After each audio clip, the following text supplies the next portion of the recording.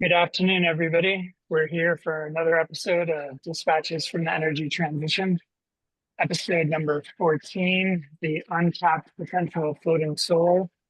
While talking about this topic over the past several weeks, I was surprised at the market opportunity. One projection is showing the value of 75 billion in change within the next decade. That's being driven by the lack of land for traditional solar installations and innovation. And that's what we're about here, each episode of Dispatches.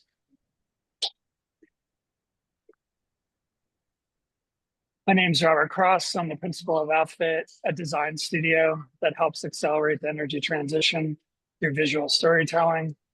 As always, I'm joined by Lucas Miller, senior engineering consultant at Mayfield Renewables.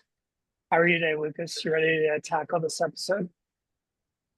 I am. I agree with you on all points. I think this is a really creative, innovative approach to renewables that I hadn't spent much time considering recently and really seeing a huge opportunity right under the surface here. No pun intended. So really excited to dig into the topic, and we've got some great guests joining us today. I'll let these guys introduce themselves. We're going to be joined by Thomas Lang, CTO of Accusolar, and Jason Carver, Northwest Project Development Manager at Ameresco. Thomas, do you want to kick us off? Tell us a little bit about your background and what Accusolar does. Sure. Yeah, I'm Tom Lang, CTO of Accusolar. I developed our system, and my background was not in energy. Was basically I worked for our government for 15 years and became interested overseas in the renewable energy field. So looked at all the opportunities there, and we joined up with AccuDoc, forming Accusolar that they have now, and do all of our manufacturing in Florida, in Pompano Beach, and got some unique approaches. And we'll talk a little bit about all the advantages of floating solar. But I live in Florida with my wife, and kids are out of college now. So look forward to this discussion. Yeah, and I'm Jason Carver. I'm the development manager at Ameresco, and I'm an Oregon native, although I was born in New Hampshire, but it doesn't count. I was only 6 months. And Oregon State grad, and at Ameresco, we do a lot of different solutions, technologies. We're technology agnostic. We look for opportunities that make financial sense, and we are the developer, installer, integrator, turnkey provider, working with good partners and technology providers to bring, whether it's a street lighting project or a floating solar project, we try and be there and ready for new emerging opportunities. And so I'm really excited to be talking about floating solar here. We have a few projects that we can showcase, and happy to answer the questions. And I may have to phone a friend if it's very technical, because I was not the lead designer on some of the projects we'll be featuring, so I'll do my best. Thanks for having me. Great. Thanks, Jason, and thanks, Tom. And just a couple quick housekeeping notes. For all of you on the line, we do have a Q&A tab in the Zoom. We ask that as you have questions, please submit them there instead of the chat window. It's a little easier for us to see and manage. And we do invite questions throughout. So we have a handful of pre-submitted questions for our panelists. But please, if you have questions at any moment, please feel free to submit in the Q&A tab, and we'll ask them as appropriate. And one other notice, we will share the full recording with everyone who's registered. So you will get an email after the fact recapping everything we've talked about, and a full link to this recording. So with that, I want to turn it to you, Tom, to kind of kick us off with a general high-level intro to someone who's totally new and unfamiliar with floating PV. How do you explain it to that kind of person? How do you approach these types of projects? And what was your origins pointing you toward floating PV? That's going to be interesting because we've had, being new in the field, being relatively new for floating solar in the field of renewable, a lot of questions. People, the utilities would say, what the heck is floating solar? So let's start with some of the basics of it. When you look at renewable energy, okay, floating solar is basically, it's not rocket science. It's not much different than ground-based solar, with the exception of you're putting it on bodies of water. And what's the benefits of that? That's probably the biggest thing is land usage. You're not taking high costly land. That's how we first got into it with our first project in Florida. Land was costing them $26,000 an acre. Hard to find land. Then you had the land clearing. You had sometimes the leveling of the land. So putting it on the water, you avoid those costs. That's one thing. The other is taking that land if it's agricultural purposes and that. So the big advantage right now with floating is not taking land away from agricultural commercial applications. When you put floating solar on the water, you're reducing the evaporation by up to 50% of the area that's covered. This is really important in areas that are drought ridden. We've got areas, even in Ohio, we're working now on some reservoirs up there. They've had drought, but out west with the Bureau of Reclamation and those, there's tremendous amounts of evaporation issues. So we can go ahead and reduce that evaporation. So then you look at it in general and say, okay, what other benefits or obstacles are there on the water? The other benefit is we have found that when you put panels, floating panels on the water on a structure, they're more efficient. Average 12%. We're finding in some cases with our design up to 18% more efficient than a same ground-based system onshore when you put it on the water. Cooling temperature of the water goes ahead and makes these panels more efficient because every panel has a temperature coefficient to it.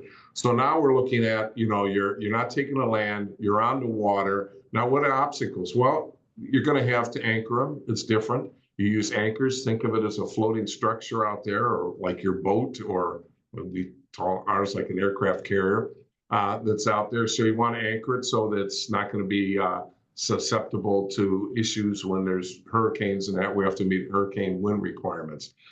So your O&M, your maintenance costs now is lower. NREL came out with a study that floating solar is about 15% to 20% less O&M on it. You don't have to cut the grass. You don't have to bring the sheep in to go ahead and get rid of the grass and that. And then there's a couple of other things. While water does have a fairly good albedo reflectivity for bifacial panels, we make sure that we optimize that by we have our panels are raised slightly and we use a white reflective HBS plastic that goes ahead and gives almost a 1 of albedo and then water in between. So you actually get 5% bifacial energy out of it. Whereas ground-based bifacials are being used, if you're in the desert or in the snow, it's great. But if you're out there and you got grass growing and dirt coming around, it's not very good. You don't pick up a whole lot. So there's a lot of advantages to it. And the last one I'm going to mention is where the applications are. If you're looking at dams and reservoirs, hydroelectric dams, the infrastructure is there already. If you're looking at cooling plants for power generation facilities, they already have their cooling ponds there, which are huge. Some of these are average up to 1,500, 1,800 acres. So you can place them on there. And then the other thing is retention ponds on commercial applications like Google or Amazon at their distribution facilities. We look at this as being an all-of-the-above approach. Our energy needs in this country are growing so significantly, especially with data centers and that we're going to have to tap into all the types of energy that we can get. A lot of that's going to be renewable, but a lot of it's probably not going to be renewable. So we're one piece of the puzzle, but we're finding out that we can be, floating solar can be one of the lowest levelized cost of electricities in the renewable field. So that's kind of a snapshot of where floating is and what it does and the advantages of it. And we look forward to answering a lot of questions and opportunities that may come up in this discussions. I'll give you the first question, which is coming from me. But I've been really struck by your energy and enthusiasm since you were introduced by Jacob, Mayfield CEO. If you have to pick one driver, one market driver for floating solar, where is all your enthusiasm coming from with Accusolar and the work that you're doing? Well, that's interesting because some things have changed a little bit. When we first started out, basically, I was focusing with utilities and looking at on their coal retention ponds and opportunities like that. And now we get brought opportunities. We'll talk a little later at wastewater treatment facilities. We're doing several right now. And interesting thing came up to me. We just picked up a project in Bonita now. And not only did we look at all the applications of reducing the evaporation and be co-located there, but then they came up and said, hey, on our freshwater side, we're going to go ahead and reduce the amount of chlorine that we have to put in the water because with less sunlight and less temperature, we're going to save. And they had a calculation of how much they're going to save on the chlorine. So we're finding all these things, and probably now with the biggest thing, and DOE is pushing this, is for power plants that have their cooling ponds. Quickest, fastest way to get more energy is deploying right on your cooling ponds. Your infrastructure's there, you own the facility, your permitting is minimal because you've already site permitted. That's where my enthusiasm is out and say, wow, we can really make a dent in some of the needs for renewable energy over the next few years quickly. Long term, there may be a lot of other solutions that are coming along with nuclear and that, but I think we can make a dent. And as far as our company, love it because we can go ahead. We're manufactured in the States. We can ramp up and scale easily with our design just by adding more lines, more people, more assembly. And we are automating a lot of things, but that takes a little longer. So we can immediately jump up and add another 300, 400, 500 megawatts by just adding more people, which is good. Great job. So I'm excited about it all in general. So Jason, I want to pull you in here. I think when someone's gut reaction, maybe when they hear the words floating solar, is electricity and water just don't intuitively mix. How do you ease those people's fears? How do we express confidence in a technology where we're putting power electronics on top of bodies of water like this? Yeah, it's a good question. And we're not at the bleeding edge of that topic anymore. I'm glad somebody else sometime within the last decade, I don't know what the first floating solar was, but that one probably was more of a research project and dealt with that. But we've been putting undersea high voltage cables for decades. It's not a new thing. And a lot of these systems are not even submerging cables. I know most of the ones we've done do not submerge the cables. So we have technologies, and we have had technologies for years.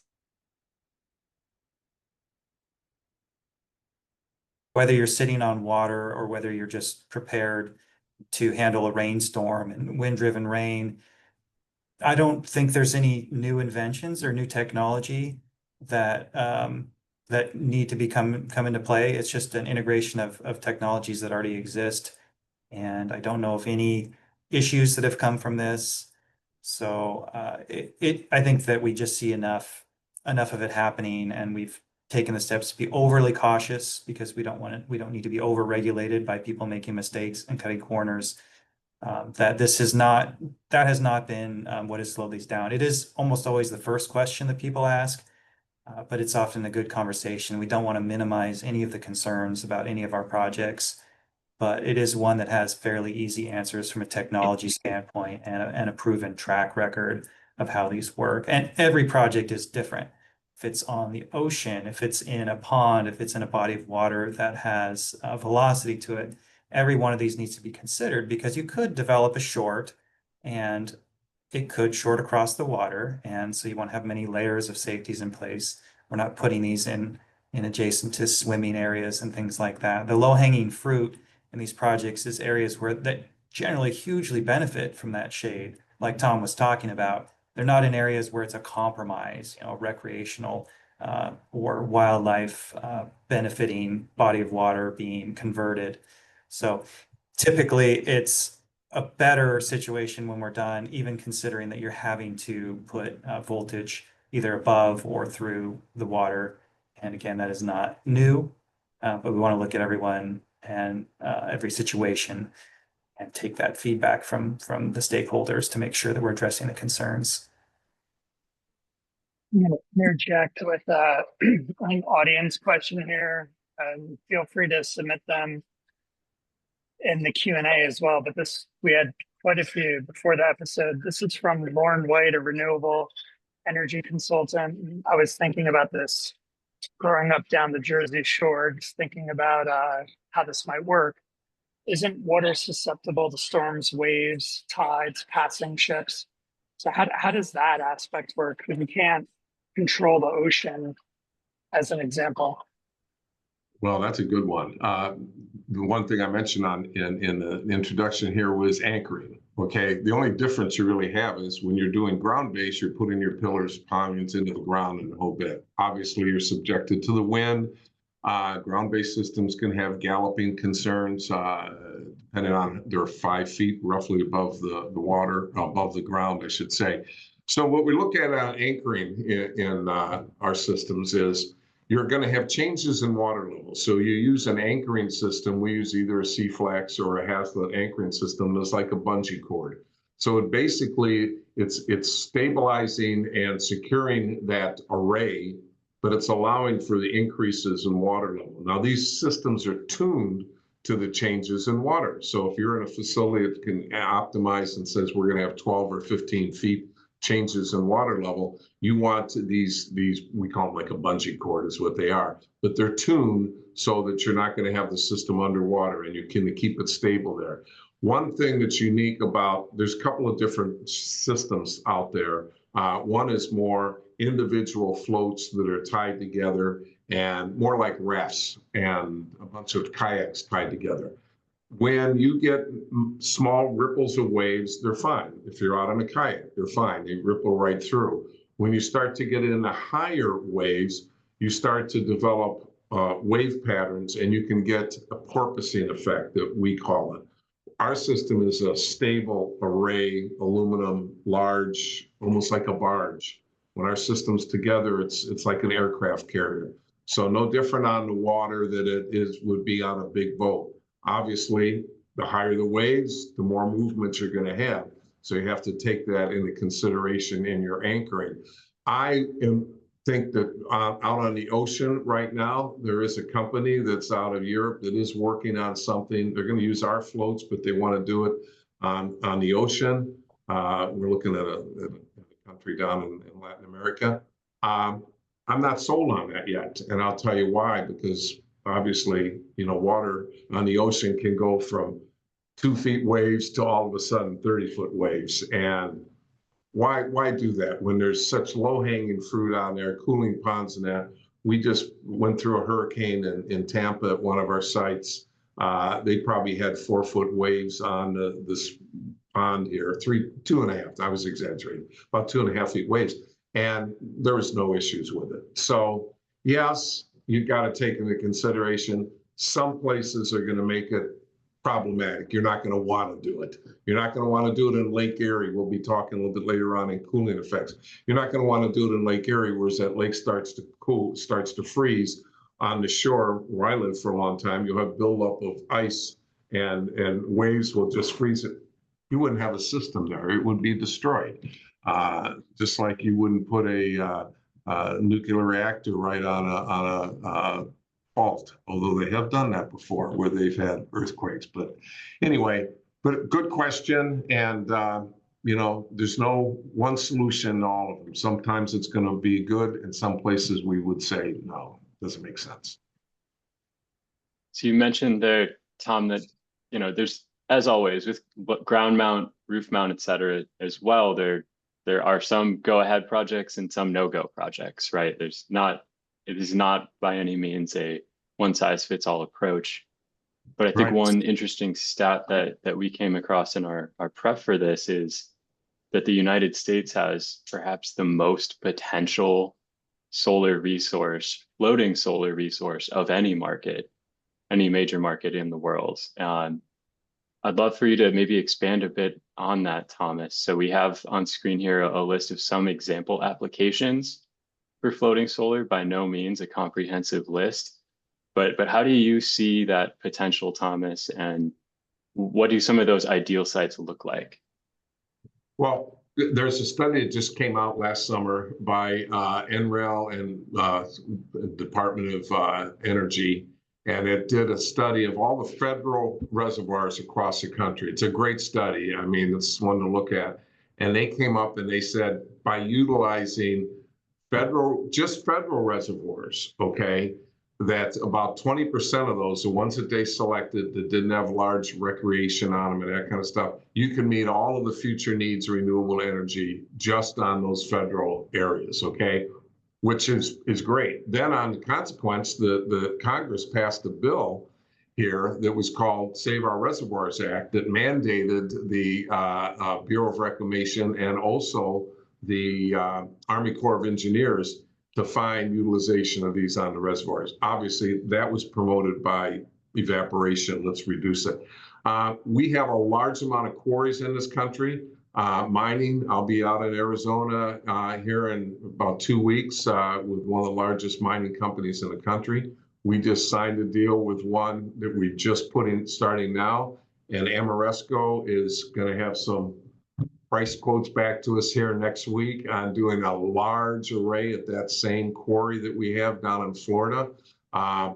Makes a lot of sense. We can't utilize these ponds for anything else. We have the largest phosphate mining here. Farming and irrigation, we've met with the Department of Agriculture. They were looking to put renewable energy on farms out there. And I was on a big presentation and they're saying, this is great. We're going to give them the systems and we'll just share in the revenue. All they have to do is provide the land, and this is be great. We're going to put renewable out there. And I said, I thought that was a stupid idea. Why take that land that they're using for agricultural purposes if you want to help them? Let's go ahead and put it on their irrigation ponds, reduce evaporation, not take any of the land, give them more water for more evaporation. Another area. And now what we're running into is there's so many retention ponds across this country along the freeways, the turnpikes and stuff like that can be easily dispatchable systems put out there. But we do have probably one of the largest, what I should say, opportunities for floating solar, but we also have one of the smallest amount of floating solar that's deployed compared to Asia and Europe, only because they got started a little bit. I hate to say that we're a little slow adapting new technologies, but sometimes we are. And sometimes we're burdened by what we would call our, historically what we've had, what it was coal plants moving to nuclear. It took a long, long time. So great opportunities in this country, and you're showing some of them on there. The manufacturing cooling ponds, we're doing an aluminum processing factory in Florida that's starting. So yeah, big opportunities. Jason, Ameresco, leading energy solutions provider, publicly traded. Right before this call came on, we were talking about the business case. How do you view the opportunity here, even in the short term, the next couple of years? Like, what gets you excited about floating solar? Yeah, so kind of playing off of what Tom was talking about, and the idea of just putting a bunch of floating solar in the ocean and thinking that that's going to pay for itself.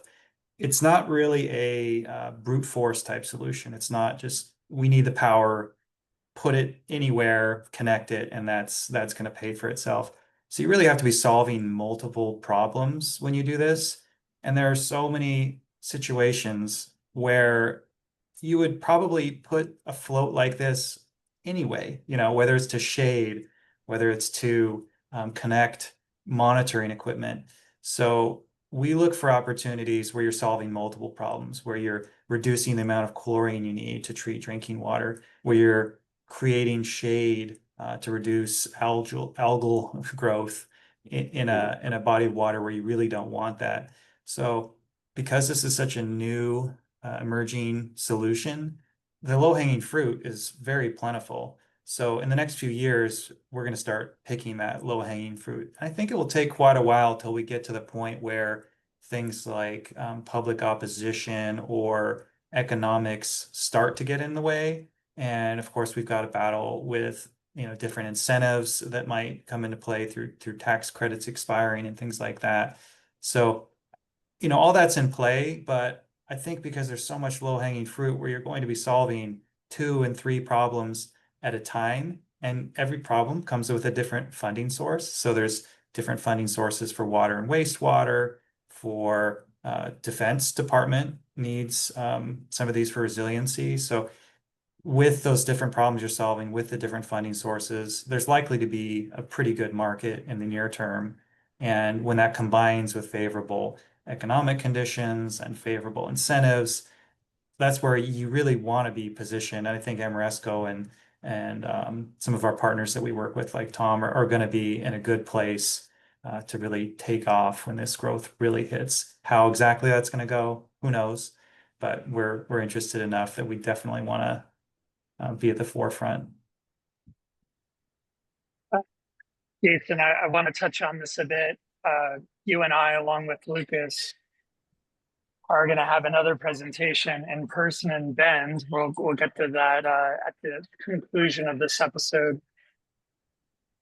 Where do data centers figure in this? Yeah, so I think Tom mentioned it earlier, where you're solving multiple problems. Data center is a problem of energy demand. There's not enough energy. So there's certain applications for any technology where I'm not going to say money is not an issue, but where the opportunity can't exist without, I said we don't brute force these, but there are opportunities where you absolutely need the energy. So data centers are creating market conditions where we would be having an opportunity where we normally wouldn't. It would normally be more cost effective to get power from the grid. But when the grid is telling you that it's 7 years before they can have an interconnect, and you can be making $1 million a day with an AI data center, that's not an acceptable situation. So those are going to create tremendous opportunities, and I don't want to get ahead of how big those are going to be, but where you need cooling anyway and you need power, there's 2 solutions at once with 2 funding sources. So data centers are going to be a part of probably every discussion we have around energy for the foreseeable future. Thank you, Jason. Do you want to weigh in there, Tom, at all on the data center piece? Yeah, I'd like to say I'm actually speaking at a data center conference here next month. With Google and some of them, I have not spoken directly with OpenAI, but we have had several meetings with Google and working with them. What's interesting is there's 2 folds to it, and Jason hit the nail on the head. Obviously, they need the energy, okay, and the demand is greater than what the opportunity, or the demand is greater than what we have to offer, but they want renewable energy too. So that puts more pressure on the grid. You go to the grid and you say, hey, we need energy. And they can say, okay, we've got a coal plant we can reopen down here. No, we don't want that.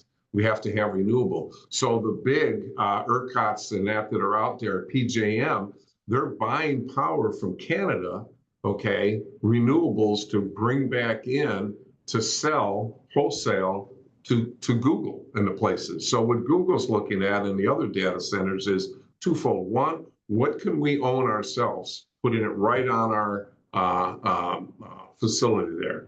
The retention ponds that they have for drainage for their parking lots, we take about 2 acres per megawatt. A lot of these ponds are going to be 20, 30 acres, so they can give them 5 to 10 megawatts that they own themselves, just like putting it on the roofs.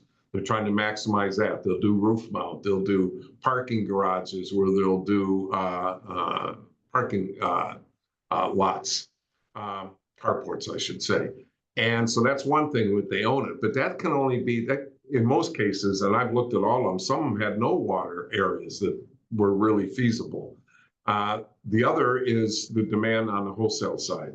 And we're only going to be able to do that by using large reservoirs in places like we're working in Ohio, and that'll be another opportunity that we've been working with Ameresco on. 500 megawatts on a huge reservoir for a city that's just dying to have it in because they have evaporation issues on that pond. They also want to get some way to share in revenue because they want to replace revenue to the city, and your transmission and your interconnects are right there. Those are the low-hanging fruits that data centers are going to bring up. Before, we never had that. There was Lordstown down there producing cars, and they shut down. So, whoa, you know, where's this market going to grow? Now, unless they start shutting down data centers down the road, who knows? That could happen in 5 or 10 years. But right now, there is such a demand. And as Jason said, this is low-hanging fruit right now. And, you know, you have to, it's got to make sense, though. Lucas, I think you have a couple audience questions. Yeah, we just got a perfect question to build off of that, Tom. And you mentioned evaporation. And my understanding is floating solar helps reduce evaporation. The question we got from the audience is, what happens if a stormwater or retention pond dries up? Is that a scenario that you could foresee occurring, or is floating solar something that might help reduce the risk of that retention pond drying up? Well, it happens, and sometimes that's a good thing. We have retention ponds down in Florida that they're expected to get dry. As long as the bottom is fairly level in that, the system just sets on the bottom. We have no issues. In fact, we're doing we haven't started it, but we think we're going to be doing a project up in Pennsylvania that is in a floodplain. It's a cornfield. It's it's dry. Talk to the farmers up there. I've never seen this land flooded in, 75 years I've lived here. But since it's in the floodplain, we have to go ahead and to get approvals, make waves for it can be 20 feet flood level. So you have to have it anchored. So it can set on the ground, it'd be fine. As far as reducing evaporation, yeah, obviously, if it's an irrigation pond and those things that you don't want that water evaporated, will reduce the evaporation by 50% average. Some places say 80%, but 50%, now that's just over the area that's covered. You're not going to reduce the evaporation on all of Lake Mead by putting in 500 megawatts near the Hoover Dam, but you are going to save billions of gallons of water over several years. So evaporation is a big thing, and it's important. Jason, I occasionally go off script. Lucas kicks me under the virtual table, but hearing Tom and you speak and having a background in economics, the dismal science, does the demand growth from the rise of electrification and the reality of data centers, do you think that there's a potential where that creates a rising tide of all boats scenario? And this is the first time that it came to me, right? Because there's so much happening in the immediate term. I just wonder if that spurs distributed energy resources because of what's happening now. Yeah, it's the all solutions on deck kind of thing that we're going to be seeing. I went to a conference in Alaska a few weeks ago, the Sustainable Energy Conference, but a huge focus was on oil and gas, which is kind of interesting. But even the huge proponents of oil and gas were hugely in favor of this kind of stuff too. Anything that can help us with that rising demand and help basically the economy grow through needed growth in data and things like that. So it's not controversial, and there are plenty of opportunities to for all the boats to rise on the tide, because the demand just needs everyone to come to the table. There isn't one solution. It's not nuclear fusion will solve it, or we just need to increase drilling. So I think all energy, any of us that can provide solutions to energy demand problems are going to have plenty of good challenges ahead for us with the demand. I feel like a lot of us in the energy efficiency world spent decades kind of almost getting there.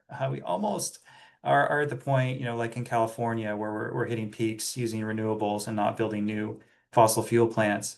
And then this on the downside, it feels frustrating because now we have a whole new set of demand to address. And but because renewables are often the lowest cost, fastest new energy source, I see that as a positive, and I see it as a way to prove out these technologies with investors that are going to have a little bit more aggressive investment goals.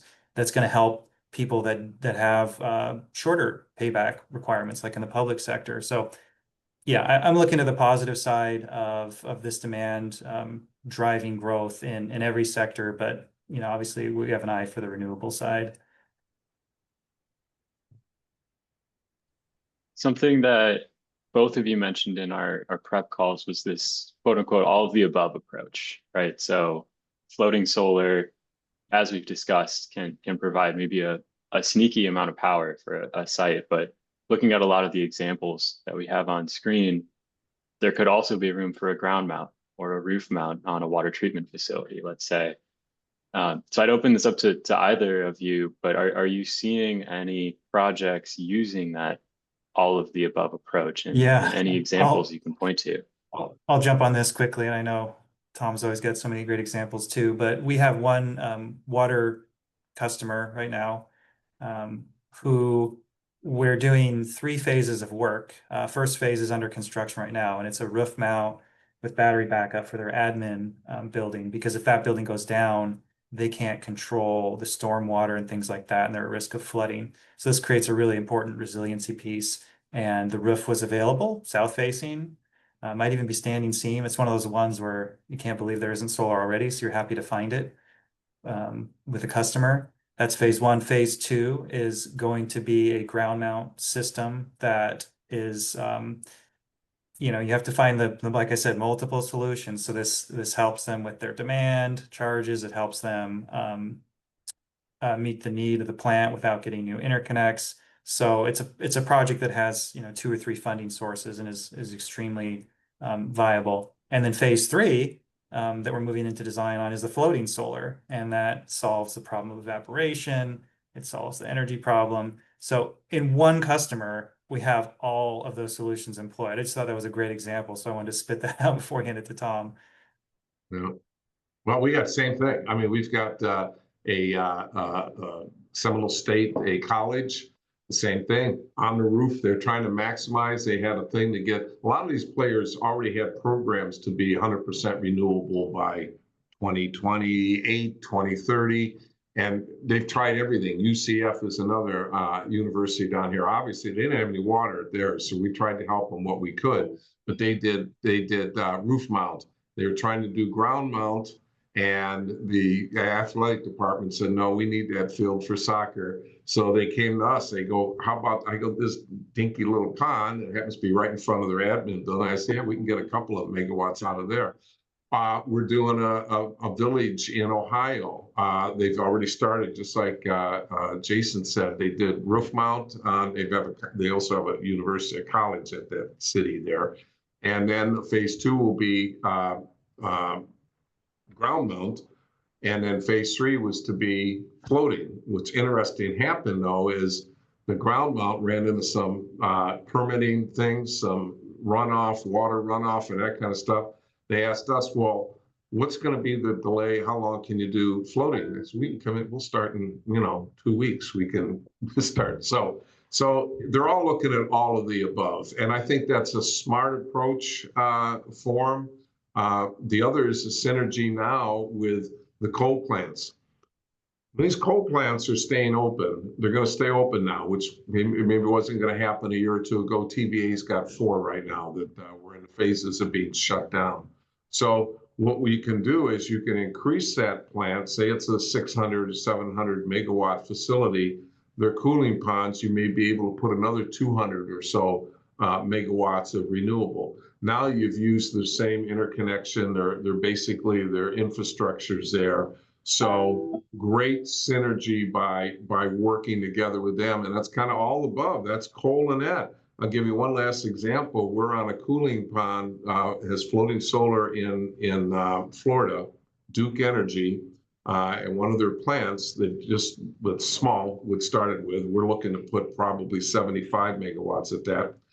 They want to take the power there and put in enough to black start that facility, okay? Which the reason they want to do that, it takes 75 megawatts to black start this facility, because then they can say that it's a gas-fired plant, is 100% renewable. They're renewable energy. So while they're producing power by gas, the plant itself will only be using renewable energy on its own internal usage, which I think is kind of interesting. But in reality, the places that are saying we're 100% renewable, they got to be getting something when the sun's not shining. So that's either BESS. Great groups like Ameresco does the battery storage. We don't do that, but we always combine in a lot of cases with battery storage. So yeah, big synergies between a lot of different technologies that are out there, Lucas. And one thing that you mentioned there that I want to circle back to, Tom, is it sounds like in one case, the ground mount system ran into some permitting hurdles, whereas the floating PV system didn't. So are there any major differences from a regulatory perspective for floating solar versus ground or roof mount? I'm going to also let Jason comment on this too, because what we see on it, it's different. Everything is site specific. There's a big thing that we see on ground mount is community pushback. There's been large developers had big projects in several states, including in Ohio and in Florida, that got ready to go. They'd invested millions of dollars, did all of the impact studies, and then the community said, nah, we don't want it here. We don't want it taken up. We don't like the looks of it out there and that kind of stuff. So that's one thing. Environmentally, if you got water runoff issues, if you've got crossings for, we had these little turtles that stopped another project. There's a lot of issues that can happen on ground mount. Bats, we ran into a place that they had bats up there. On the water, usually, and I temper this by saying usually, we find a lot of less issues because as Jason came out with initially, this is a new technology. When you go to them, there is no wind, there are no hurricane requirements for floating solar when we first came out. On the roof, ground mount, they already have them existing. So a lot of that was, okay, how is this going to affect our water quality? Those studies came out. So we usually see less, but then again, if it's on a navigable waterway, we've got to work with like Saltwater or Salt River Project. We're just on a conference call with them in Arizona, Army Corps of Engineers. So they had to come involved. They just signed off on it. They said, great, we love it, go ahead. But those are the things you never know what you're going to run into. So I would say usually we find less, but hey, when you get to talk with city water issues and that, which we're on 3 places now, they can throw a lot of different things into it with, permitting that. But I know Jason probably got some comments on this too. Jason, I'm gonna. Yeah. Sorry, go ahead. I was just going to say, I just asked Dave Goldenberg, who was the main developer for our Signal Hill project. He just said the permitting on it was a breeze, but that's an anecdote. So case by case. Yeah. Thanks for that, Jason. In your engineering, we have another audience question here from Kurt Ruston. Are you seeing a software hurdle for developers approaching this technology, citing design analysis? No. I've heard from the team that the tools that we have are sophisticated and they're able to capture the thermal reflective movement. So that's a pretty boring answer, but I don't have any specific hurdles to address. Maybe Tom does. I do have one. We just gave NREL a grant. We gave them a grant. They didn't give us a grant to go ahead. And there's 3 basic major companies that do what we call your energy yield analysis, your solarization studies, okay? Helioscope, PVSys, and SAM. SAM System Advisors is produced by NREL, okay? All these systems have 20, 30 years of historical data. We'll go ahead and tell you, here's the SPR numbers, that's specific production ratios for Tulsa, Oklahoma, whatever it happens to be. And here it's going to be different for this area. So they'll give you all of that. And then they'll tell you, okay, is this ground mount? Okay, is it single axis tracking? Okay, you can put all those things in. and they'll give you an energy yield on it. What they don't have as of today, right now, is a plug-in in there for floating solar, because they have the data. They know that it's 12% or so more energy efficient on the water, but they don't have it plugged in. So we said, please get that in, because now we got to go to places like even Ameresco, when we show, here's the anticipated energy yield, okay, how many gigawatt hours per year energy, and they go, well, we're showing off of our PV system this amount. So yeah, now we're also picking up 3 to 5% on bifacial, okay, which we can document. And then here's what we're showing from other sites, ground-based here, water here. This particular panel, because the temperature coefficient on each panel could be a little different manufactured-wise. And here we're showing 12% more here. So they're doing that now. They're putting into their model. So is Helioscope, and PVSys is a little bit farther behind, but they'll have it in the models that you'll be able to say floating, ground-based, what? If it's floating, is it tracking? That's the other thing I wanted to put in, because we do single seasonal tracking, okay? Single axis seasonal tracking, meaning that all we're doing is changing the elevation of those panels through the months of the year, maybe 3-4 times a year.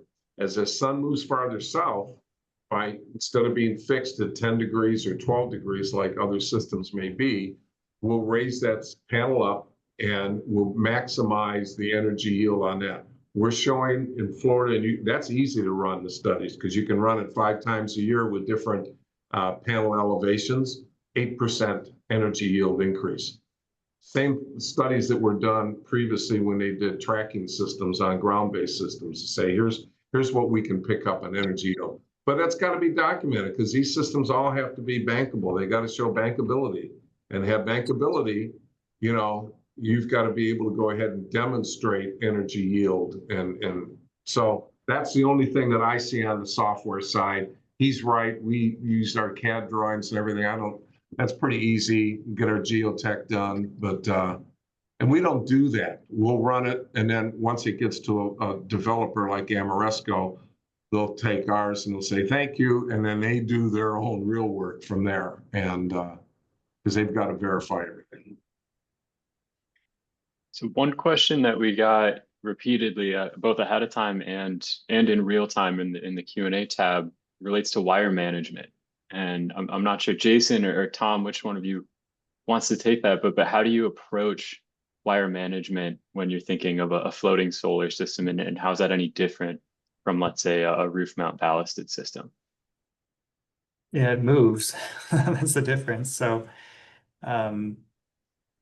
every case by case, obviously, but if you can keep the wire cluster out of the water, that may be an advantage for certain projects, or it may be hugely cost effective to run it underwater as well. So you know, some of the examples that I have on the top of my head, the wires are run on floats that run from the array in DC back to the ground systems. No reason to put extra inverters and things like that out on the water if you don't have to. And the floats for the wire management are very similar to the floats for the solar. They're going to have, you know, interlinking bolts between the floats, you know, fiberglass or stainless steel or something like that.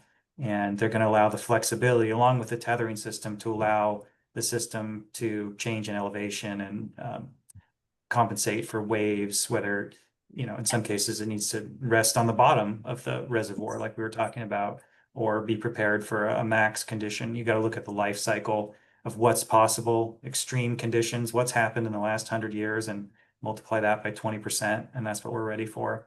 So case by case, but yeah, you can't dismiss the wire management as part of the design. And that might be a little different than roof mount, where it just might be, hey, just closest routing, field verify on your drawings.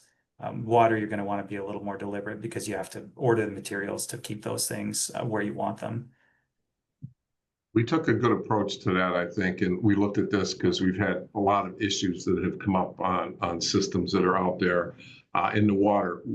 How we addressed it on the wire management system, from the panels itself, we have a torsion tube that's elevated. It's basically using pillar bearings, but it's elevated about 10.5 inches above our float system. That's what gives us the ability to go ahead and give us the raise and tracking. So on that torsion tube, all the wiring coming from the panels, okay, is mounted on that torsion tube in a chase, okay, a wire management chase. So it's easy accessible. It's right there, way above the water, never gets in the water. When we get to our center walkways, okay, we should have showed you some pictures, examples. In the center walkways there where your combiner boxes are mounted, okay, they're also above and on the walkway. Then we run it through a wire channel, cable management channel on the walkway. This is, it'd be like on your dock outside. And it comes to our gangways.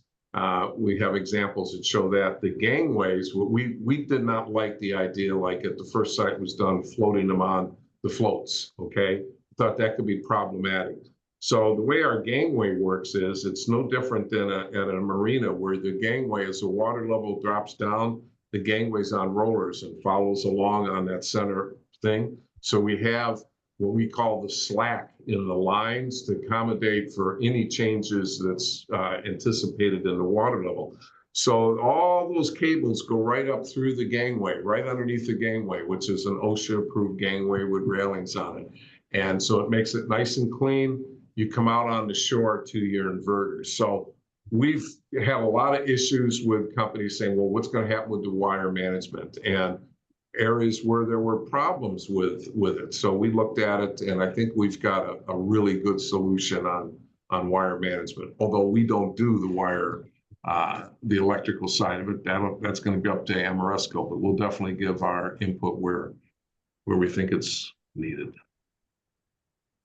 Great, and I see we are starting to come up on time. One more question for you guys that we've gotten on the engineering side. If you could give us the 90-second quick response here, thinking balance of system now. So I know in that very first diagram we looked at, we did show an inverter also on a float, transformer on ground.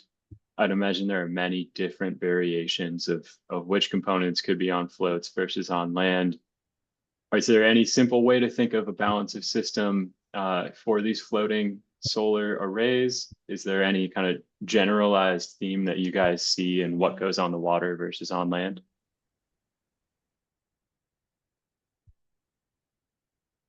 Can't think of a theme. I mean, I keep saying case by case, but it really is. I even would want to say, you know, as little as possible on the water, but that may not always be true either. So projects have to make sense. There's nobody that's just saying, hey, I want to do a floating solar. Just tell me what it costs. And I want it, you know, to look like this. And here's where I want the balance of systems because I like the way that looks. That's not going to happen. So you're going to look at it a few different ways, and you're going to pick the solution that is the most economical. So I think that's being a little bit flexible when you start a project and not having a solution in mind before you've really studied the situation, and being able to pivot if there's a regulatory or you know, stakeholder input that changes that. So yeah, again, it's not a super clean answer, but I think you want to be ready to do the most economical solution.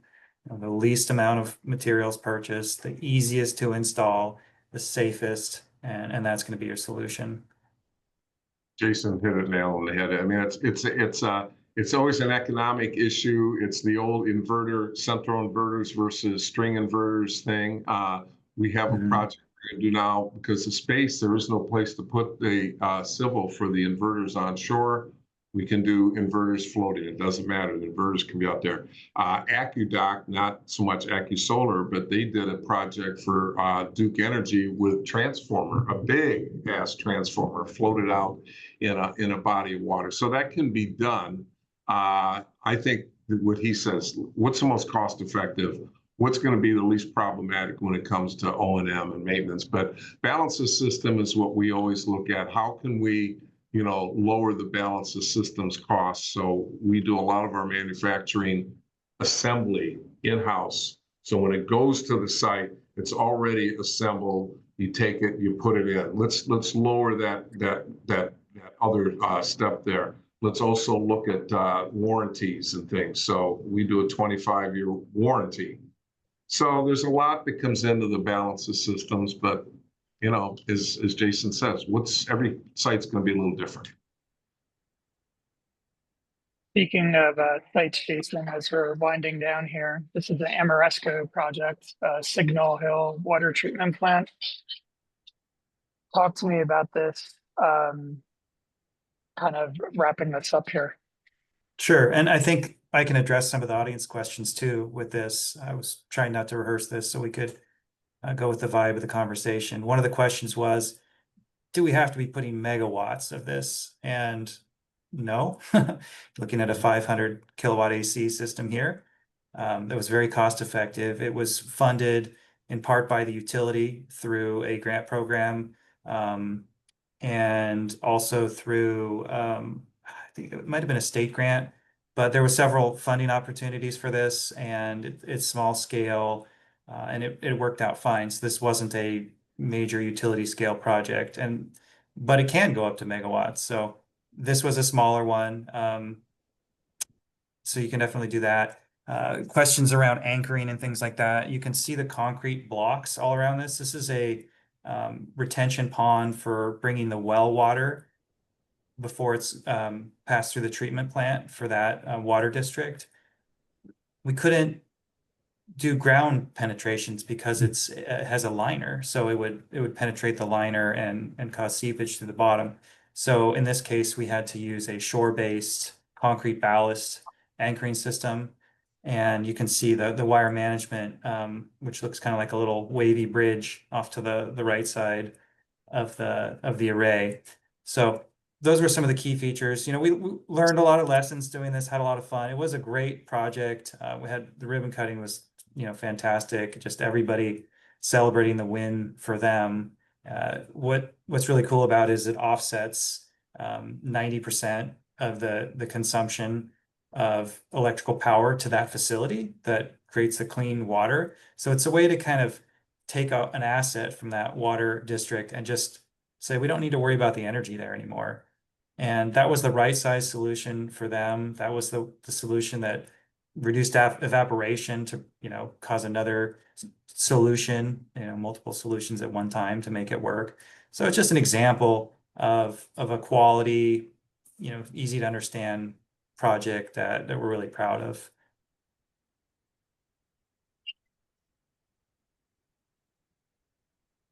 So as we always do, we try to wrap up with some quick key takeaways. And as we always do, we end up at this moment with about 60 seconds left before the top of the hour. So some quick kind of distillation of what we talked about here. Consider an all of the above approach to your next project that could include a retention pond adjacent to the facility, for example, really looking at all available space for PV. And floating solar can reduce your levelized cost of energy. As Thomas and Jason have mentioned, there are many efficiency gains available, as well as reduced costs in terms of acquiring land and going through permitting. You can get in touch with Tom and Jason through their emails here. And then on our next slide, our next episode of Dispatches from the Energy Transition will actually be our second in-person episode.